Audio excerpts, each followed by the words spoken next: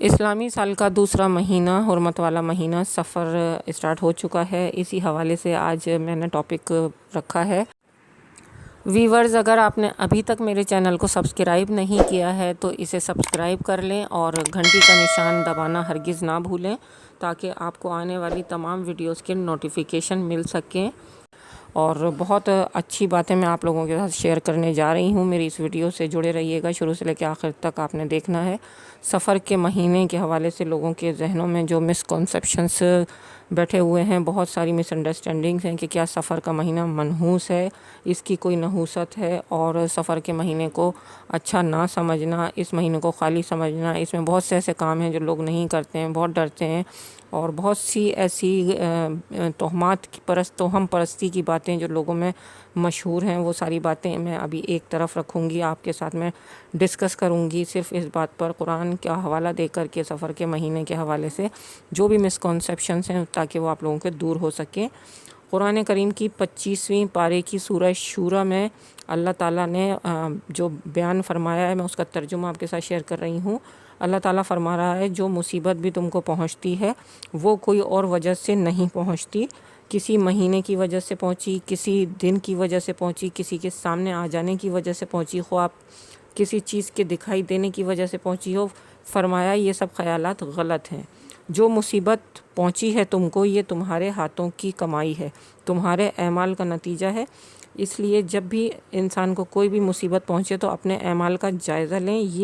یہ نہ سوچیں کہ یہ مصیبت ہمیں جو پہنچی ہے یہ فلانی چیز کی نحوست کی وجہ سے ہے، ٹھیک ہے۔ قرآن پاک نے ہمیں یہی تعلیمات دی ہیں کہ جو بھی مصیبت ہم تک پہنچے تو وہ ہمارے اپنے ہاتھ کی کمائی، یعنی کہ ہمارے اپنے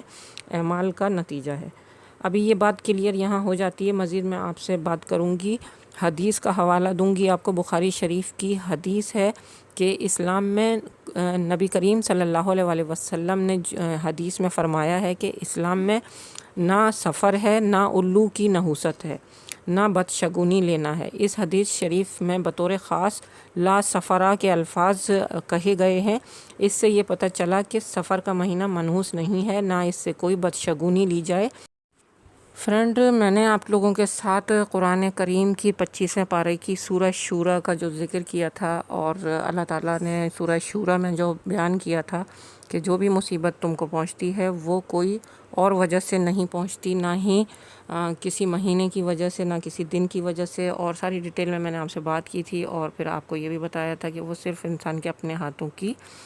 کمائی، یعنی کہ اس کے اپنے اعمال کا نتیجہ ہے۔ اگر وہ برے اعمال کرتا ہے تو اس کا نتیجہ برا ہی نکلے گا، ٹھیک ہے۔ اسی طرح اگر انسان کوئی اچھا عمل کرتا ہے تو اس کا جو رزلٹ اس کو ملتا ہے وہ اچھائی کی شکل میں ملتا ہے۔ مزید میں آپ سے یہ کہوں گی کہ جو بھی لمحہ اللہ کی فرما برداری میں گزرا، یا کسی بھی انسان نے کوئی بھی وقت اچھے کام میں گزار دیا، اچھائی کی سمت میں گزار دیا، ٹھیک ہے، اللہ کا ذکر کیا، نماز پڑھی، عبادت کری، ذکر اللہ کی محفلوں میں شامل رہا، اور کوئی بھی لمحہ جو اس نے اللہ کی فرما برداری میں گزار دیا ہو وہی برکت والا اس کے لیے بن جاتا ہے، ٹھیک ہے۔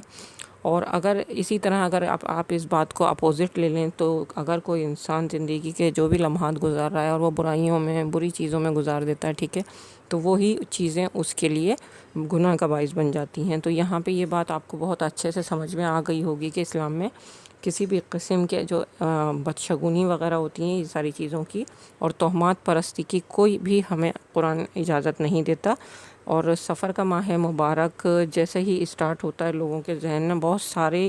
مسکنسیپشنس پیدا ہو جاتے ہیں، بہت سے گمان آنے لگتے ہیں، بہت خیالات آتے ہیں۔ بعض لوگ سفر کے مہینے کو منحوس یعنی کہ نحوس قرار دیتے ہیں۔ اس حوالے سے میں آپ لوگوں کے ساتھ حضرت موسیٰ علیہ السلام کا ذکر یہاں کروں گی تاکہ آپ کو اس حوالے سے بھی تھوڑی سی باتیں پتہ چل جائیں کہ شگونی کیا ہوتی ہے، بدشگونی کیا ہوتی ہے، اور نحوست اصل کیا وجہ ہے، کس چیز کو نحوس کہا جا رہا ہے۔ تو موسیٰ علیہ السلام کے زمانے میں ان کی جو قوم تھی، اس پر جب وہ موسیٰ علیہ السلام پر ظلم کرتے تھے، انہیں پریشان کرتے تھے، انہیں تنگ کرتے تھے، ان پر اللہ کے بہت سے عذاب نازل ہوا کرتے تھے، جس میں ان پر جوؤں کے عذابوں کا آنا، مینڈکوں کا عذاب آنا، کھٹملوں کا عذاب آنا، ٹھیک ہے۔ تو وہ زمانہ جاہلیت کی انتہا پر تھے، اور پھر وہ ان سارے عذابوں کو جھیلتے تھے، اور پھر اس کا سارا ذمہ دار حضرت موسیٰ علیہ السلام کو ٹھہراتے تھے۔ ان کے الفاظ اس طرح سے ہوا کرتے تھے کہ یہ آپ کی نحوست کی وجہ سے ہوتا ہے ایسا ان پر عذاب آنا معاذ اللہ۔ تو یہ ان کفار کی اور وہ جو اللہ پر ایمان نہیں لاتے تھے ان پر اللہ کا عذاب آتا تھا، تو وہ اس چیز کو بجائے اس کے کہ وہ اپنے اعمال کا جائزہ لیتے بلکہ وہ اپنے پیغمبر یعنی کہ موسیٰ علیہ السلام سے اس کو جو ہے نسبت کر دیا کرتے تھے کہ یہ آپ کی وجہ سے ایسا ہو رہا ہے۔ اس چیز کا آپ کو اندازہ ہو گیا ہوگا اس گفتگو کا کہ میرا جو مین موٹیو ہے وہ آپ کو بتانا ہے کہ کوئی بھی چیز کسی چیز کی وجہ سے کسی انسان پر نہیں آتی۔ اگر آج کل دیکھا ہوگا آپ نے کہ لوگ رستہ چل رہے ہوتے ہیں، اگر کالی بلی رستہ کاٹ جاتی ہے تو وہی سمجھتے ہیں کہ بلی کی نحوست ہے، کالی بلی نے رستہ کاٹ دیا، پتہ نہیں کیا ہوگا۔ اسی طرح کسی کے گھر میں شیشے کا ٹوٹ جانا، اکثر خواتین پریشان ہو جاتی ہیں۔ اسی طرح برتن میں سے اگر دودھ گر جاتا ہے تو لوگ پریشان ہو جاتے ہیں کہ سفید چیز گر گئی ہے۔ اسی طرح ماہ سفر اسٹارٹ ہوتا ہے تو لوگ بہت سی بدشگونیاں لیتے ہیں کہ یہ مردوں پہ بھاری ہوتا ہے یہ مہینہ، اور بہت ساری تہمات پرستیاں اس طرح سے منسوب کر دیتے ہیں فلانی وجہ سے یہ چیز ہو گئی، ٹھیک ہے۔ تو یہ ساری چیزیں کفار کی روایات میں سے ہیں۔ میں نے آپ کو موسیٰ علیہ السلام والی جو بات بتائی، تو ان کے زمانے میں جو کفار ان کی قوم ہوا کرتی تھی، وہ اگر کسی بھی عذاب میں مبتلا ہوتے تھے، کسی بھی طرح کا عذاب اللہ تعالیٰ کی طرف سے ان کو ان کے گناہوں کی وجہ سے پہنچتا تھا، چاہے وہ جوؤں کا عذاب ہو، مینڈکوں کا عذاب ہو، کھٹملوں کا عذاب ہو، ٹھیک ہے، کسی بھی طرح کا بڑا یا چھوٹا عذاب ان پہ نازل ہوتا تھا، تو وہ اس عذاب کو نحوست مان لیا کرتے تھے، اور پھر اس کا سارا بلیم جو تھا وہ موسیٰ علیہ السلام کی طرف منسوب کرتے تھے کہ آپ کی وجہ سے ہم پر یہ عذاب آیا ہے۔ تو یہ صرف سمپل بات کلیئر یہاں ہو جاتی ہے کہ یہ سارا کانسیپٹ جو ہے یہ کفار کا طریقہ کار ہے، ٹھیک ہے۔ مسلمانوں میں کسی طرح کی کوئی بدشگونی نہیں ہوتی، ہاں البتہ اچھا گمان ضرور لینا چاہیے۔ اچھے گمان کے حوالے سے بھی میں آپ لوگوں کے ساتھ فرینڈ یہاں بات شیئر کروں گی، تاکہ یہ چھوٹی سی ایک بات سے آپ لوگوں کو اچھے گمان رکھنے کا بھی پتہ چل جائے کہ اچھا گمان رکھنے کی جو مسلمانوں میں روایت ہے وہ ہونی چاہیے، اور جس طرح کہ ہم اسلام میں سلام کرتے ہیں کسی بندے کو، ہم اس پر سلامتی بھیجتے ہیں، تو یہ ایک اچھی روایت بھی ہے اور ہمارے دین کا حصہ بھی ہے۔ اسی طرح نیگیٹو سوچ رکھنا اور بدگمانی کسی کے بارے میں اپنے دل و دماغ میں پال لینا، تو اس کا رزلٹ آپ کو نیگیٹو ہی شکل میں نظر آئے گا۔ اسی طرح سے اگر آپ پازیٹیو کسی کے بارے میں سوچتے ہیں تو اس کا رزلٹ بھی آپ کو پتہ ہے کہ آپ کے سامنے پازیٹیو شکل میں آتا ہے، ٹھیک ہے۔ مزید میں آپ کو یہ بتاؤں گی کہ سفر کے حوالے سے جتنے لوگ بدشگونی میں مبتلا ہیں، نحوست قرار دیتے ہیں، اسے منحوس کہتے ہیں، اس کے حوالے سے عجیب بدعت اور تہمات پرستی اور وہم کا شکار ہو جاتے ہیں، تو یہ ساری چیزیں بدشگونی برے گمان کی وجہ سے ہوتی ہیں۔ یہ نہ تو کسی انسان کی وجہ سے، نہ کسی چرند پرند، نہ ہی کسی مہینے، نہ کسی دن کی وجہ سے کسی پر بھی کسی بھی طرح کی کوئی مصیبت، بلا، پریشانی یہ سب آ سکتی ہے، ٹھیک ہے۔ یہاں پہ میں نے آپ کو ساری چیزوں کا حوالہ دیا، قرآن شریف سے بھی آپ کو بتایا، ٹھیک ہے، حدیث مبارکہ کا حوالہ بھی دیا، اور آپ کو میں نے یہ بھی بتایا کہ اچھا گمان رکھنا یعنی کہ اچھی سوچ رکھنا، اس حوالے سے میں نے آپ کو بتایا۔ اس میں ایک چھوٹی سی مثال آپ کو یہ پھر بھی دوں گی تاکہ آپ کی سمجھ میں مزید بہتر طریقے سے آ جائے کہ جب آپ کسی کو اچھے الفاظ میں بات کرتے ہیں یعنی کہ اس کے بارے میں اچھی رائے قائم کرتے ہیں، فار ایگزامپل اگر کسی کا نام طیب ہے کسی بھائی کا، اور طیب نام کے جو معنی نکلتے ہیں وہ پاک ہونے کے ہیں، ٹھیک ہے، پاک ہونا، طیب معنی پاک۔ تو اس طرح اگر کوئی ایسا شخص آپ کے ساتھ بیٹھا ہے، سیٹنگ کی ہوئی ہے اس نے، ٹھیک ہے، اور آپ اسے کہتے ہیں کہ بھئی آپ کے آنے سے پاکیزگی آ گئی، یعنی کہ آپ اپنے بھائی کی دل جوئی کر رہے ہیں، اسے اچھے الفاظ میں اس کے نام کی تعریف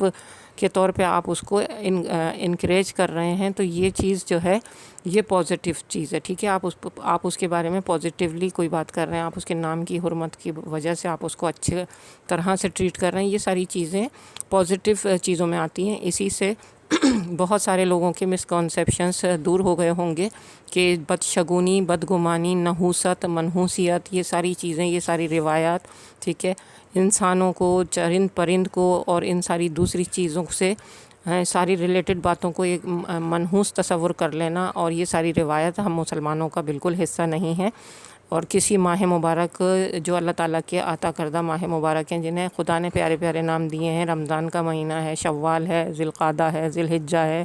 اسی طرح ہم محرم ہے، محرم کے بعد اسلامی سال کا یہ جو دوسرا مہینہ سفر اسٹارٹ ہوتا ہے، سفر المظفر جسے ہم کہتے ہیں، اس کے بارے میں جتنی مسکنسیپشنس تھیں میں نے آج اپنی اس ویڈیو کے ذریعے آپ لوگوں کو بتا دیں، اور اس امید پر بتائیں کہ آپ لوگ ضرور ان باتوں کو سنیں گے، سمجھیں گے، تو آپ لوگوں کے دل سے یہ ساری چیزیں نکل جائیں گی، دل اور دماغ سے، کہ جو بھی سفر کے مہینے کو لے کر آپ لوگوں کے ذہن میں تہمات، بدعت یا توہم پرستی، وہم، بہت شکوک و شبہات لوگوں کے ہوتے ہیں، وہ سب اس ویڈیو کو سننے کے بعد میرا خیال سے کافی حد تک کم ہو جائیں گے۔ اچھا فرینڈ، لاسٹ میں آپ لوگوں سے بس اجازت طلب کرنے لگی ہوں، اور اس اچھی سی بات کے ساتھ کہ درود اور سلام کی کثرت کیجئے، ساتھ ہی استغفار کو اپنی تسبیح بنائیں۔ جو بھی کسی بھی طرح کی مشکل ہو، پریشانی ہو، تو وہ جو ہے آپ کی بہت آسان ہو جائے گی، آپ کے لیے مشکلیں آسان ہو جائیں گی، پریشانیاں دور ہوں گی۔ اس اچھی سی بات کے ساتھ مجھے اپنی اس ویڈیو سے اجازت دیجیے۔ اللہ حافظ۔